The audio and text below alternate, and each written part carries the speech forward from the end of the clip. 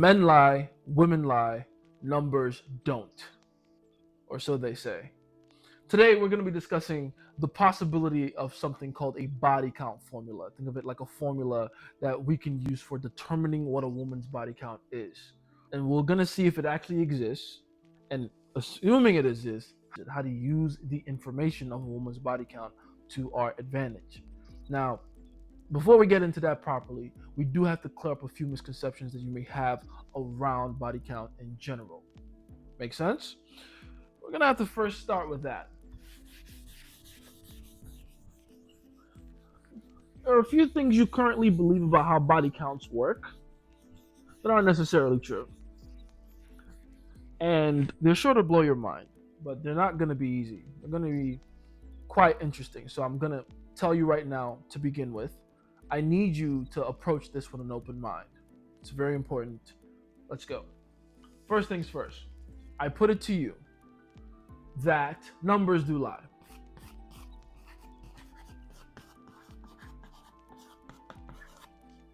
Numbers lie, especially when you don't properly, and this is the key word, contextualize them. When you do not give the numbers the proper context, they lie all the time. What's even more important than the actual numbers of anything, this is not just relating to a woman's sexual history, is the way those numbers came about. I'll give you an example. Follow me on this. Think of this like a tiny little thought experiment. Let's say you have two different women. You have woman A over here.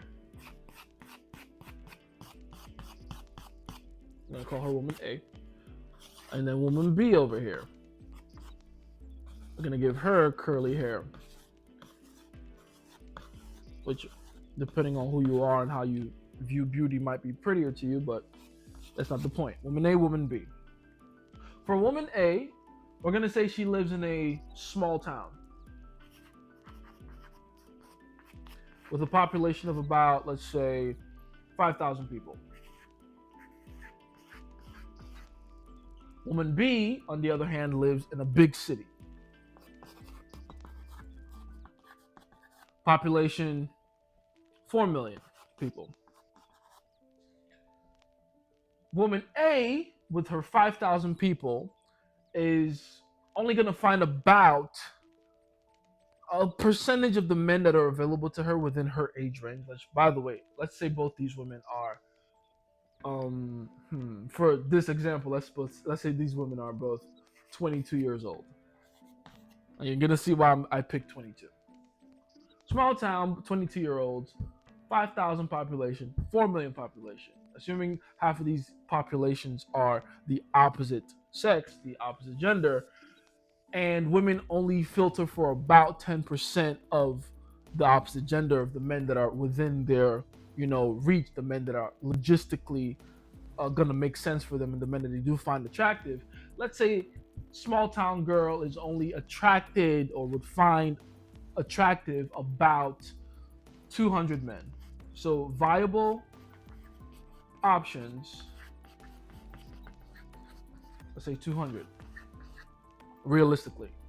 For big city girl, viable options, we're gonna say, doing all the math, would be around 100,000, 100K dudes. Realistically, right? Is that a little too much? Let's keep it that way. Anyway, she has small town girl 200, and big city girl has 100K. Now here's the thing though. Here's what their actual body counts look like. BC for both of them. Get your mind out the gutter, right? BC body count is gonna be for small town girl. Let's say it's 20. For big city girl, let's say it's 50. All right. Now that we have all this information about these two very similar women, but in two different locations and situations, here's my question to you. Who is the bigger whore? I know, interesting question. But who's the bigger whore? Depending on who you are and how you view body count, you're going to think it's girl A or girl B, right? If you thought it was girl B, that means you just care about just the sheer number of dicks she's had. That's 50, right? 50 dudes have been in her. She's the bigger one. Fair enough. Very few of us are going to think it's girl A, and I fall in this camp. I think it's girl A. Why? Because when you give the proper context with both, you realize that this chick over here has run through about 10% of her viable options, as opposed to this chick over here who hasn't even really crossed 1% of her viable options.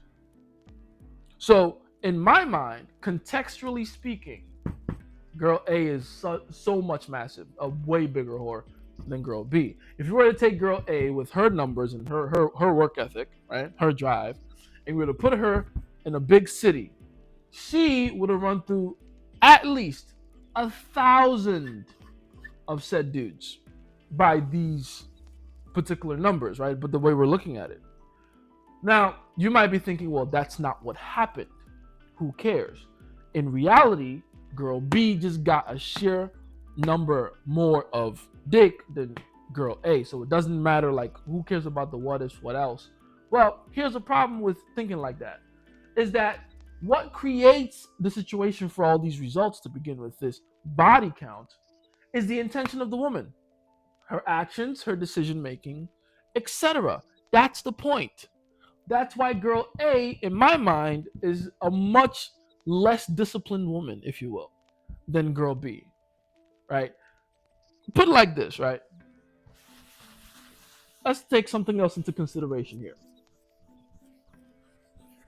If we know that the context behind the numbers are what matter the most for creating the numbers,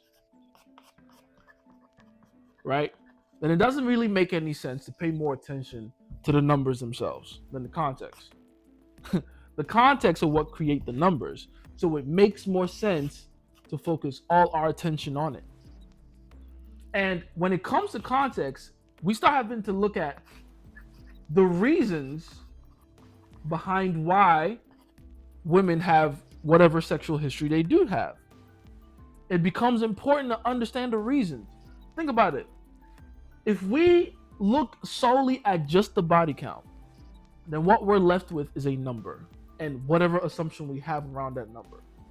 But if we can take apart why that number exists in the first place, then we can understand the number itself, not just the number itself, but the woman's overall history. Really remember this. There's a massive difference between what we refer to as a woman's sexual history and her overall history. Make no mistake, one supersedes the other. They are not the same thing. And this is a big thing that a lot of men do that is a massive mistake that they make all the time, is they confuse a woman's sexual history for her overall history. Not only are these two things not the same thing, but you end up confusing yourself and making a lot of unnecessary mistakes with the way you vet and choose women when you confuse the two, right? So we have to start looking at it from this point of view. The number itself, whatever the number is, doesn't matter nearly as much as the context behind how they were created. So, what could be the many different reasons for a woman's body count? For if a woman, for instance, has a large body count, why would it look that way? Well, there's several reasons, and I could nitpick every single one of them, what they are, how they come about, stuff like that. But it would be better if I were to help you categorize all of them, because they all have a certain theme, right? So here's a few different kinds of reasons that a woman's body count might exceed expectation, if you will. First major reason is the most consequential man.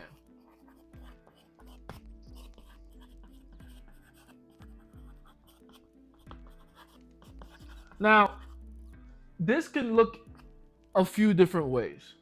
The first one is the romantic sense. The one guy that she ran into that really left an emotional impact and a psychological impact in her.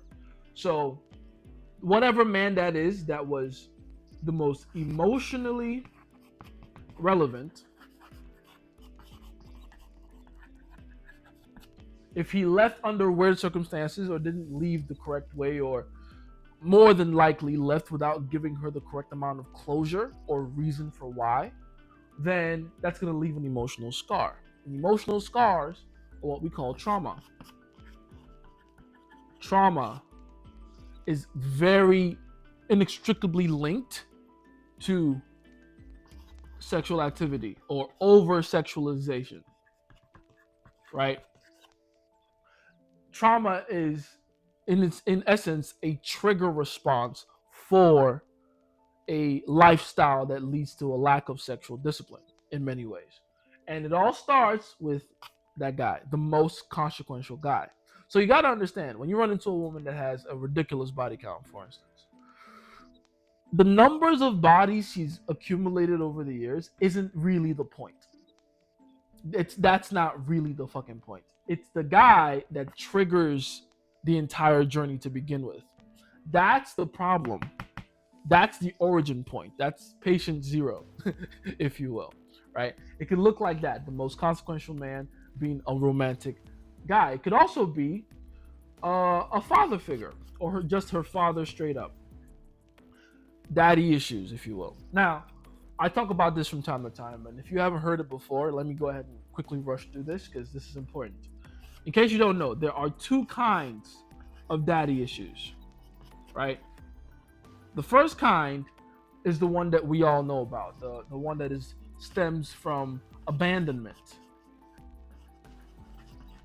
When the dad isn't there anymore, when for whatever reason the dad isn't present in her life, or he leaves when she's super young, and for whatever reason she doesn't have a father to look up to anymore, she just doesn't have an example for what a masculine man should look like, then she's going to have a lot of distrust around men in general, because that was her first example of what a man should be like. And the first example of a man that she's ever had was one that disappointed her.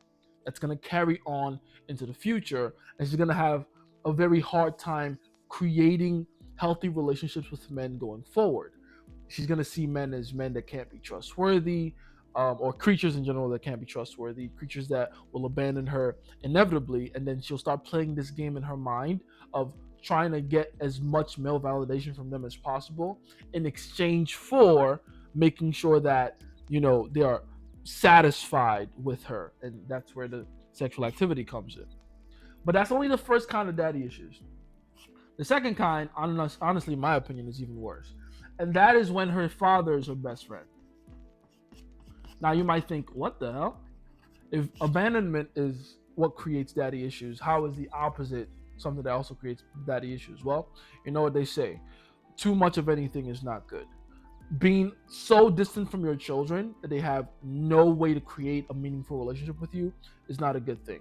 But being too close to your children to the point where there's no mutual respect, and they don't see you as an authority anymore, and they begin to see you as someone that they can genuinely take advantage of or for granted, and especially in the case of a little girl and her father, again being the first example of masculinity she's ever had, she's going to walk away with the worst idea of what masculinity actually looks like. And as a result, going throughout the rest of her life, she's going to continue to treat men the way she treated her father, like someone that isn't deserving of respect. Right? In my personal opinion, I'd rather deal with a girl who didn't have a dad growing up than a girl who was able to successfully make her dad wear dresses to go to dance recitals with her. That girl that is almost always a very poorly behaved woman, and she's going to naturally assume that you're a punk just like her daddy. Well, that is until you obviously help her to change her way of perceiving men in general.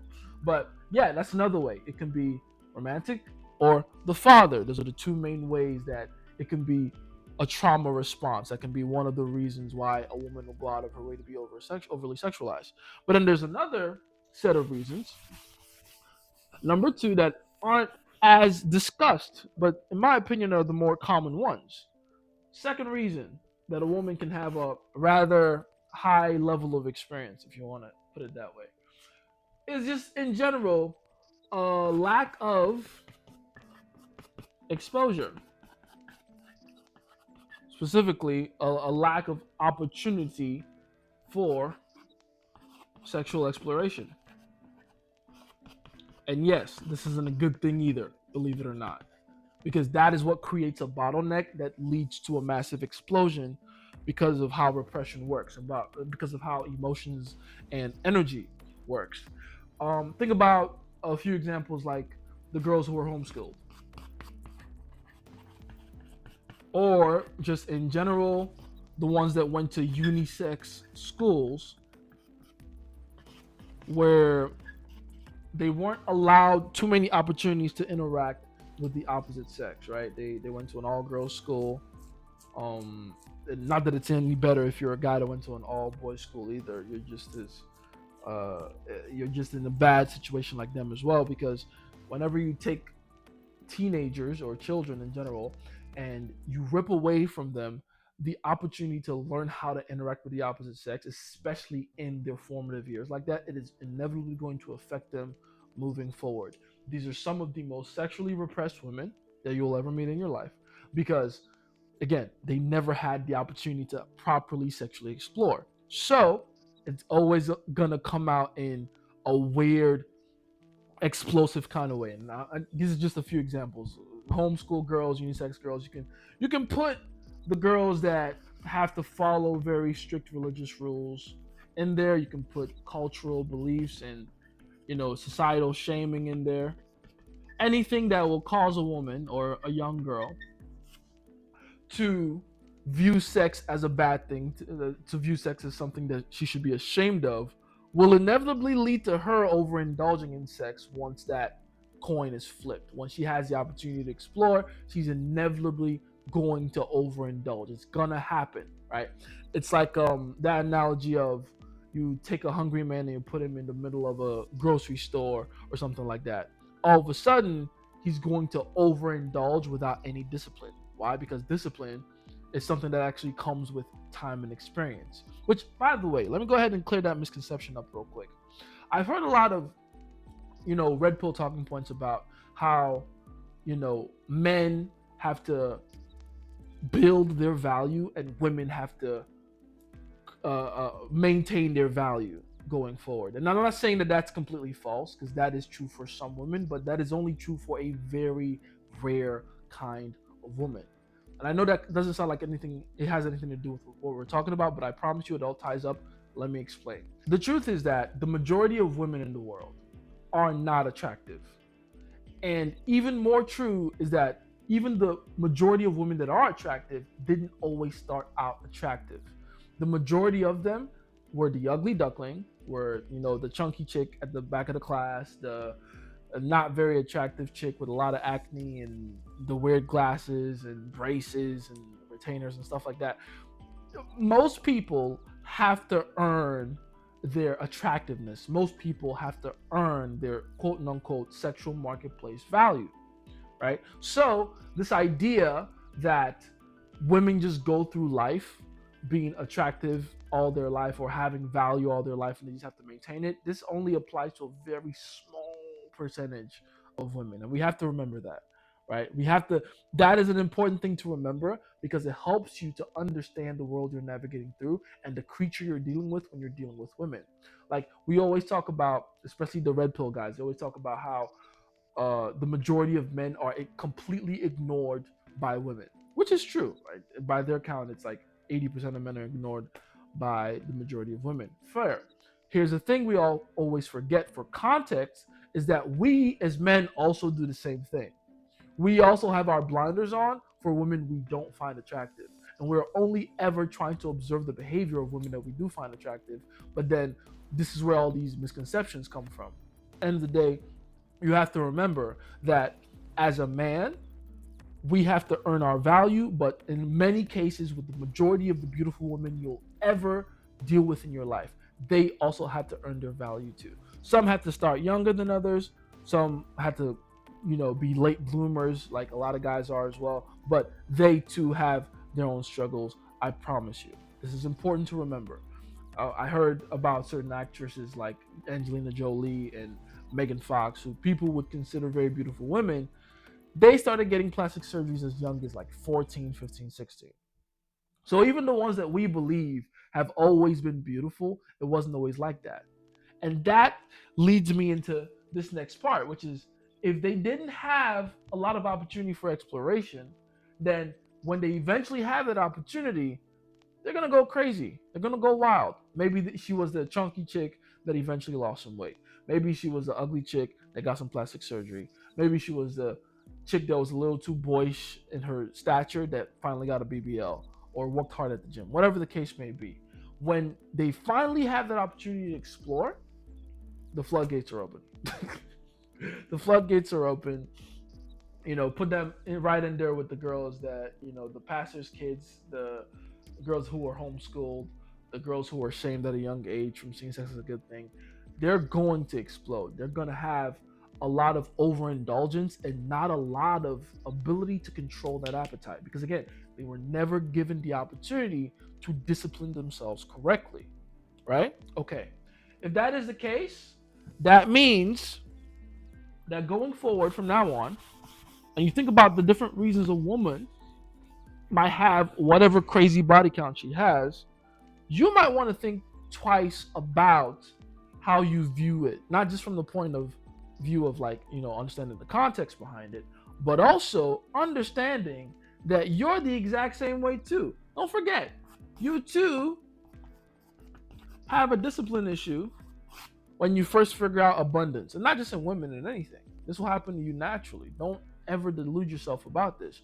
Whenever you experience any new level of abundance, you will always go through that initial phase of trying to get used to that, trying to make sure that you have control over what it is you're indulging in without letting that thing have control over you. Right? Okay. Why did I give you all this information? What was the point of this? Not just, sure, understanding that body counts, the numbers themselves don't matter nearly as much as the context. But why am I getting you to really focusing on the context? Well, it's because I understand why you're curious about body count to begin with. Well, let's be honest. When we started talking about body count in general, and when the body count movement, if you will, really started, when everyone and their grandma started making videos about body count, the reason people began to be interested in this topic to begin with is because we think of it on some subconscious level as a loophole in the system for trying to vet girls correctly, right? In our minds, if we understand this correctly, if we use this correctly, then we now have a shot at being able to avoid the women that, for instance, are not loyal. Disloyal women, the cheaters, the women who might leave you for their ex, right? If they're that strongly imprinted, if they have that much of an emotional draw towards them, and just bad women in general, all these so-called bad women, right? That is how we think about it on some level. Here's a problem with that kind of thinking, though, is that if that is what you're trying to do, if you're trying to use the information of body counts to vet out bad women or less than ideal women or disloyal women, it is just about the worst way to go about doing it. Worst way to go about doing it. Because believe it or not, her body count is not an accurate way to go about figuring out what her tendencies are. It's not. And here's why. Because that first reason we discussed, the consequential guy, reason number one, remember? When we talked about the most consequential guy, most consequential. When we talked about him on a romantic sense, on a romantic level, he being the reason and the majority and the major reason that she is that way in terms of beginning her sexual journey and racking up all those body counts, he is not confined by numbers. He can show up whenever he wants. He can be the first guy that she ran into. He can also be the 100th guy maybe in her journey. But the point is, whether it's the first one or the 100th, he can show up whenever. So asking a woman for her body count and her telling you that it's only 4 doesn't mean that you're with someone that doesn't have a chance of leaving you for her ex. Because what if the most consequential guy was guy number 3? It happens all the time. In fact, this is far more common than you'd realize. The majority of the time, the guy who is the most consequential is not that far off from you, numerically speaking. It's just that you don't know. And because you don't know and you're too busy worried about this right here, the body count, you're getting distracted. You're getting distracted. You think that this is the most important thing, when in reality, what you should be looking for is this thing instead.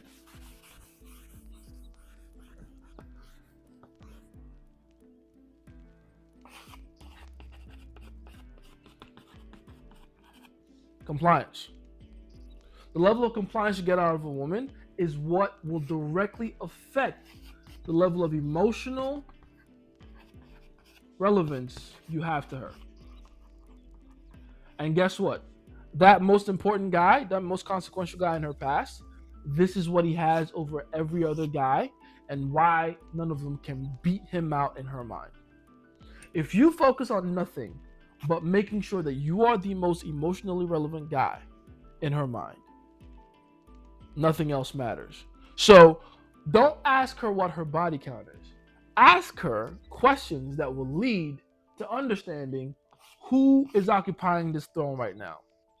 And then figure out how much work it'll take you, and if this work is even worth it for you, to dethrone the guy that's currently sitting on that emotional relevance throne and be the one to sit your ass there. That's really it. That's the game. Don't worry about body count ever again in your life. In fact, to be so concerned about body count is to leave yourself emotionally and psychologically weak and exposed. Think about it. Imagine being the kind of guy that a woman can just tell you what her body count is and you immediately crumble, right? Oh, she tells you her body count is anything over, I don't know, 10. I think most men would crumble at 10, right? Because it's a double digit number. 10. And boom, now you're a sad boy, right? Like, that's pathetic. Again, that is not to say that, it's a good thing if her body count is so high or it's a bad thing. Don't say it, don't think about it as anything. Don't allow it to affect you either way. The point is, you're a man regardless. You're a strong rock. You have an emotional center that is calm and steady. You cannot be affected by anything, especially not by anything external that she presents before you. If you become the kind of person that is so concerned, so emotionally invested in what the answer is, you're already failing. There's no way you can become that guy that is truly consequential, that she can emotionally invest in. How can you possibly become the guy that she emotionally invests in if you're too busy emotionally investing in a fucking number? That can't work. That's really what the point of this whole thing is today. The body count formula in itself doesn't really matter. I'm sorry I had to draw you in with that. But that is the honest to God truth. It's not as important as you think it is, even if it did exist, which it really doesn't. Like, you could have known that from the beginning when I gave you that example of the two girls, A and B. Like, that right there should tell you everything you need to know. You'd go crazy trying your hardest to try to figure out what a woman's body count is. Not to mention, for the most part, they'll never tell you what it is anyway, because women, especially these days, they're watching podcasts and listening to YouTube videos and stuff. They're getting smarter. They understand how detrimental it is for them to try to give you what the actual number is, because again, you might just end up overly obsessing over it for no reason. And they don't want to see an opportunity for the men that they truly love and respect to become a weakling before their very eyes. They don't want that, so they keep that from you, which again is quite pathetic. But if you're at that point, you're at the line. Don't cross it. Okay. In summary, don't worry about the body count. It is not that important. It is not that necessary. What matters more is her overall history, and especially her history with the most consequential guy that she's been with. Your mission becomes simple from that point. Become the most consequential guy. Now, if you want to actually understand more about how to be that consequential guy, what it takes to become that consequential guy, the first thing you got to work on is your behavioral cues. The most important thing by far. You have to make sure that you're projecting strength before her. So I have this video over here where I talk about the differences between a weak man and a strong man, not just from the point of view of how they behave, but mostly their mindset and the way they operate on a subconscious level. You watch this video, you have a better idea of that. You will naturally fix whatever errors you may have in your behavioral cues going forward. It's been Jason, favorite scientist. With all this information, what you must.